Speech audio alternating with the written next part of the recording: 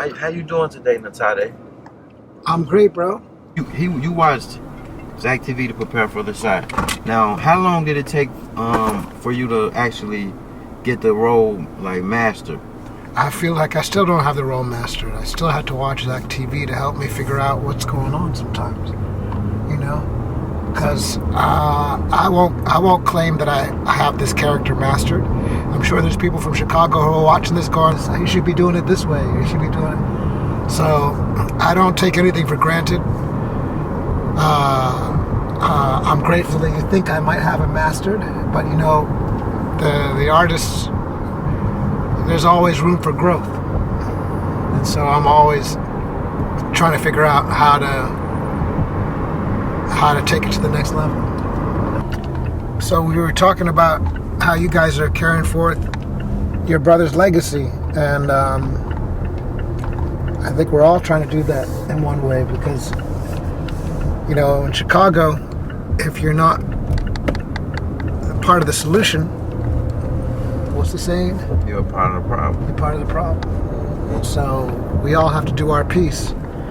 And telling stories goes back to the beginning of time in terms of helping us make sense of our worlds, learn lessons from the mistakes that we make, and figure out our path forward. And that's what Zack did. I mean, I can only imagine how many kids saw some of the stuff that Zack was doing, and it might have turned their lives around. Right. You know?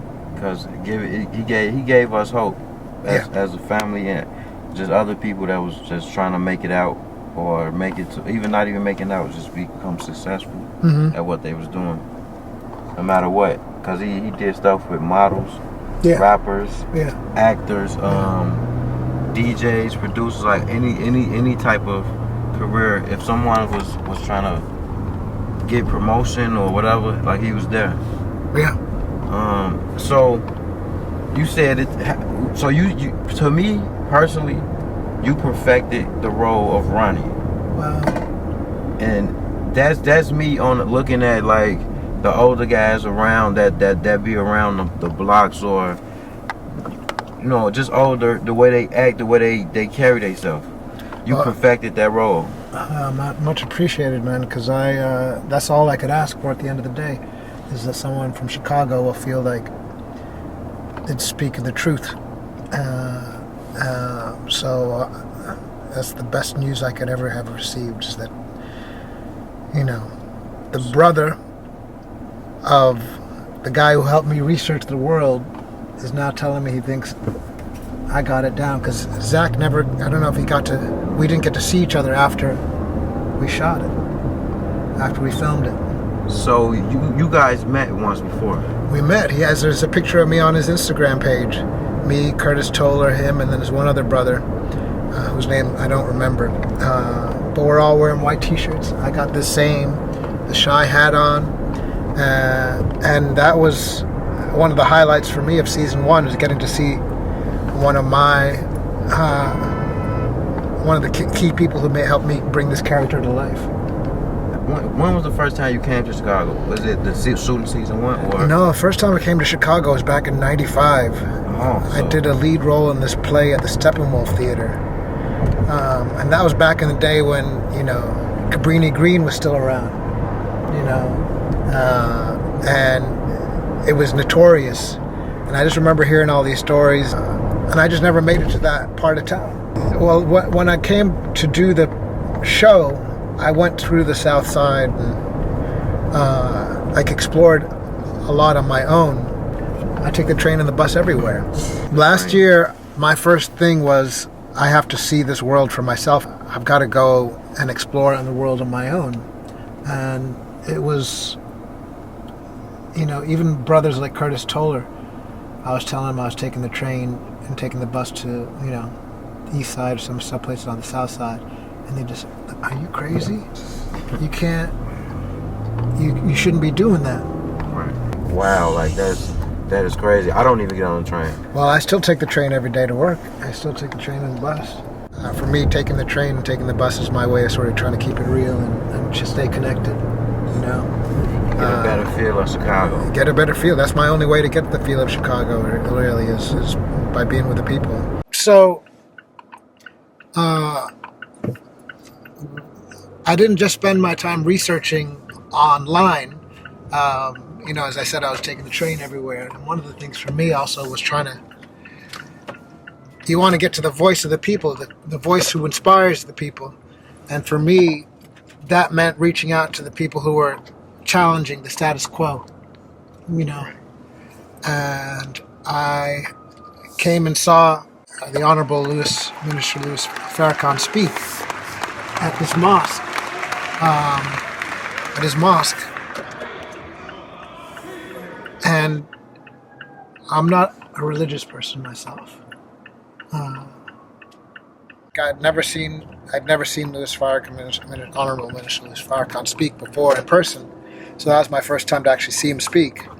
And I'd never been to a Nation of Islam mosque before, and that was my first time to actually be in a service. It was also a window into the world of this show for me, and helped me get closer to trying to play Ronnie. Hey, this crazy when he took his head off. Now you look just like Ronnie. You Ronnie right now.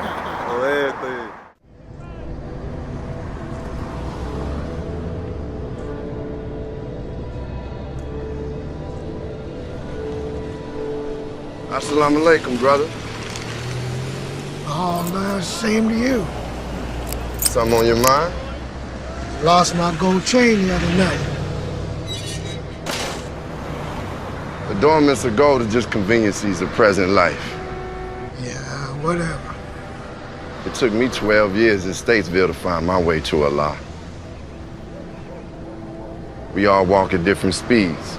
Sooner or later, you catch your breath. The doors is always open. My name's Rafiq. Ronnie. Good to meet you, brother.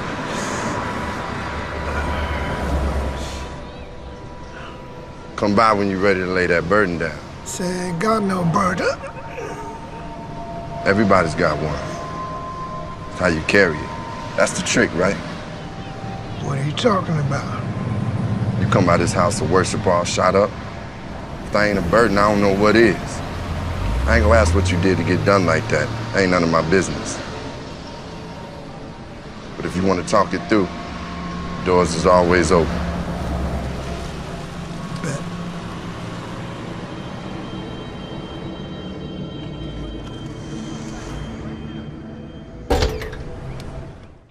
So like you went to school for acting, correct? Yeah, I went to school, got my master's degree in acting, studied at the National Theatre in London, studied at the Moscow Arts Theatre in Russia. So how were you able to get in those type of programs like that? Was it money or was it talent? It's probably a bit of both. A bit of both, yeah, because I was paying my student loans off up until recently. Yeah, dope. It's a nice scene. So last year you also visited this location also. Here, and part of my research for the play, for the TV show, was as I was saying, to come and see the people who are helping the communities. And I'd heard a lot about Saint Sabina and Father Flager. And so I came here to this church, to a service. And the day I came, actually, Spike Lee was here. Wow. So it was wild that I got to see Spike at this service. No, and I think that is changing. And if the Shy can be a small part of that. Now, Chance the Rapper is also changing things, the way things are seen. Correct. Shout out to Chance the Rapper. A lot of folks are doing a lot. For a while, Chicago was synonymous, it was Michael Jordan and Oprah Winfrey. And I believe that a new day is coming where there's going to be a new perspective of Chicago, similar to that, where the Obamas now coming back. Chance, Common, there's a lot of folks who are lifting us up and making Chicago proud. Sometimes it's easy to feel like you're alone in the world, and what ZackTv does and what you're doing right now is connecting people. Connecting people who are often not connected, feeling connected. So my hat's off to you, to everyone who's doing this work. We're really grateful for everything. When you watch those interviews and you see Zach on these blocks and stuff getting footage, and you see the reaction to the people that's getting recorded, how they watch their back and all that. What do you think about that? Like, you think that's kind of crazy? You know, it's the world we're living in. You know, and Like every 2 seconds, it's just like everybody paranoid. yeah. And that's just the vibe as far as when you on these blocks. It's like a paranoid feeling. Well, I think for some people to see that, it might help them turn their lives around, because people might see that and say, no, I don't want to live like that.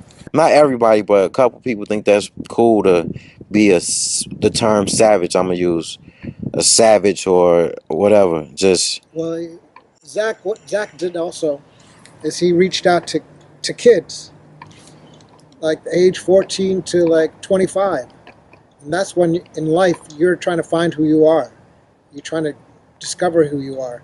And some of the ways you discover who you are is by rebelling or doing things that are forbidden. You know, sometimes it's cool to break the rules. In that age range, that's where you find yourself. You're trying to push yourself away from your parents. You're trying to push yourself away from authority. You're trying to find your own path. And so it's just, that's part of what just adolescence is about. But unfortunately, it's taken a turn right now where trying to find yourself, you can also lose yourself. correct. You know, and you can take it too far. And that's just the sign of the times right now. It's really scary. When I was growing up, I'm an old man compared to, you know, things were different. You know, things were different. But I do have hope, and I do believe that there's a brighter future ahead of us, and that and I'm just grateful to be here and be a part of telling this story of Chicago, of the new Chicago, and to be meeting you and to seeing you carrying forth your brother's legacy. You know, some people just give up, but what you're doing is not giving up. You're fighting back, and you're saying we must continue hearing these voices. Thank you, brother. Yeah.